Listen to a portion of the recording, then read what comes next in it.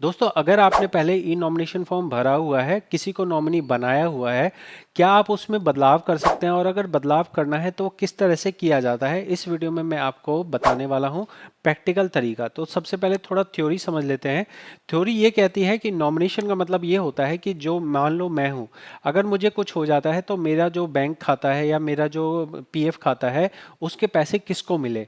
ये जो किसको मिले वाला कॉन्सेप्ट है, इसके लिए नॉमिनी बनाया जाता है। तो जब तक आप जीवित हैं तब तक नॉमिनेशन फॉर्म का कोई भी इंपॉर्टेंस नहीं है। नॉमिनेशन फॉर्म का इंपॉर्टेंस तब आता है कि अगर जो पर्सन है जिसका खाता था उसको कुछ हो जाता है, तब पैसा किसको मिलता है। आज सभी को नॉमिनेशन फॉर्म भरना चाहिए, क्योंकि आप किसी के ऊपर भी एक्सपायरी डेट नहीं लिखी है कि आप कितने दिन तक जिएंगे। तो आप लोग इस चीज़ को बहुत सीरियसली मानिए। मैं कंसल्टेंट होने के नाते 5 सालों से इस काम को देख रहा हूं, और जितने भी मेरे पास केसेस आते हैं, ज़्यादातर केसेस में मैंने यही देखा है, किसी ने नॉमिनेशन फॉर्म नहीं भरा होता है, और इस वजह से उनके माता जी को या उनके वाइफ को या उनके बच्चों को दर दर के ठोकरें खानी पड़ती हैं, धक्के खाने पड़ते हैं, और तब जाके उनका 2 महीने, 4 महीने, 6 महीने, 1 साल बाद जाके पीएफ निकलता है। और जो पीएफ निकालने वाला है वो भी जो है पैसा बहुत लूटता है, पैसा लूट लिया जाता है।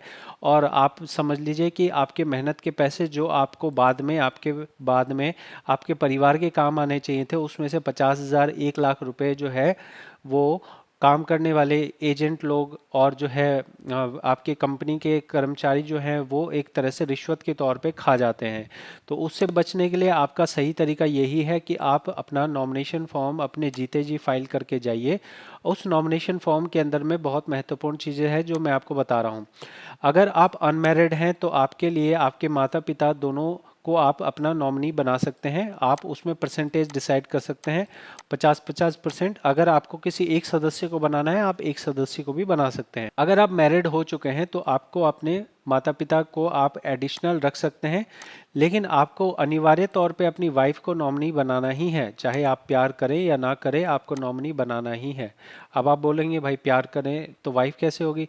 हाँ भाई, हो सकता है। अलग, मैं जब वीडियो बना रहा हूँ मेरे को हर तरह का केस बताना है। तो आप चाहे प्यार करते हैं या नहीं करते हैं, आपको वाइफ को नॉमिनी बनाना ही है। वाइफ का अधिकार बन जाता है, जब आपकी वाइफ अगर बनी तो वो आपके नॉमिनी के तौर पे मैंडेटरी है कि उसको बनाना ही है। तो वाइफ हो गया। बच्चे अगर हैं तो बच्चों को भी आपको नॉमिनी बनाना है। अब इसमें परसेंटेज का जो हिसाब है, परसेंटेज का हिसाब मैं कहूँगा कि वाइफ अगर है तो 99% वाइफ को रखिए। अगर बच्चा एक है तो 1% रखिए। अगर बच्चे दो हैं तो 1% 1% करके ही रखिए। ज़्यादातर केस में वाइफ को ही आप ज़्यादा वैल्यू रखिए, ताकि अगर जो भी फंड आना है वो वाइफ के ही खाते में आए। फंड कौन सा आता है? फंड 3 तरह के आते हैं, पीएफ आता है, पेंशन आता है और ईडीएलआई आता है। तो जो पीएफ और ईडीएलआई है ये एक लमसम अमाउंट के तौर पे आता है, मतलब एक मुश्त पैसा आएगा। ईडीएलआई का आएगा 2.5 लाख से 7 लाख के बीच आएगा, पीएफ का जो भी आएगा। तो यहाँ जो परसेंटेज वाली बात होती है ना, ये परसेंटेज पीएफ और ईडीएलआई के लिए होता है। पेंशन के लिए परसेंटेज मायने नहीं है। पेंशन तो जो है सरकारी सिस्टम के हिसाब से वाइफ को जितनी पेंशन मिलती है वो मिलेगी, बच्चों को जितनी पेंशन है वो मिलेगी।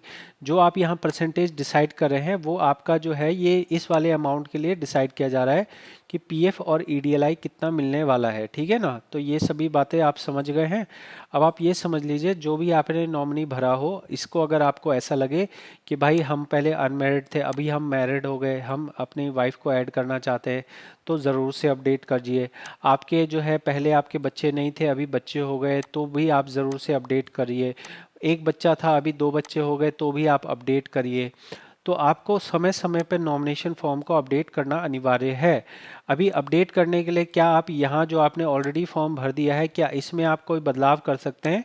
नहीं जी, इसमें आप कोई भी छेड़छाड़ नहीं कर सकते हैं। तो बदलाव करने का एक ही तरीका है कि जैसे यहाँ पे आपको नज़र आ रहा है कि 1 अप्रैल 2022 का फॉर्म भरा गया है, तो मैं आज की तारीख में जब ये वीडियो बना रहा हूँ 22 अक्टूबर 2024 को अगर मैं ये वीडियो बना रहा हूँ, तो मैं आज जब ये एक नया फॉर्म नॉमिनी का भरूंगा, तब मेरा ये पुराना फॉर्म इनइफेक्टिव माना जाएगा। इनइफेक्टिव माना जाएगा का मतलब है कि ये फॉर्म यहाँ से डिलीट नहीं होगा, बस यहाँ पे सीरियल नंबर 2 में एक नया नॉमिनेशन आ जाएगा, और उस नॉमिनेशन पे तारीख लिखी होगी 26 अक्टूबर 2024।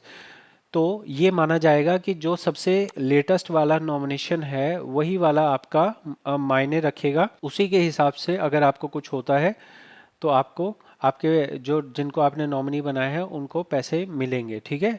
अब नया नॉमिनेशन बनाने के लिए जो सारी प्रक्रिया है वो एक नॉर्मल सी प्रक्रिया है।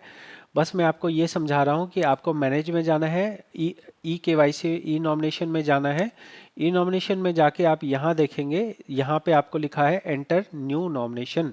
तो जब एंटर न्यू नॉमिनेशन यहाँ लिखा है तो इसका मतलब यही है कि आपको यहाँ पे जैसे ही आप टच करेंगे तो आपके लिए एक नया फॉर्म खुल के आ जाएगा। जिस तरह आप नया फॉर्म भरते हैं, नए फॉर्म में लिखते हैं, आप सबसे पहले सिलेक्ट करते हैं कि आपकी फैमिली है या नहीं है। तो आप अगर मैरिड हैं तो आपको यस करना है, अगर आप अनमैरिड हैं तो आपको नो करना है। देखिए फैमिली के जो परिभाषा है, जो फैमिली की परिभाषा है वो उसके अंदर वाइफ का होना एक फैमिली के तौर पे इम्पॉर्टेंट माना गया है। तो अगर आपकी अभी शादी नहीं हुई है तो आपको फैमिली में नो करना, मेरे अनुमान से नो करा जाता है। ठीक है, ये कहानी है। अब नॉमिनेशन कैसे किया जाता है इसके लिए हम और दूसरी वीडियो आपको देते हैं जो आप इस वीडियो के बाद में देख सकते हैं। ये वीडियो में मैं आपको बस इतना बताना चाह रहा था कि आपने अगर पहले नॉमिनेशन भरा है तो उस नॉमिनेशन को बदलना या उसमें सुधार करना नहीं पॉसिबल है।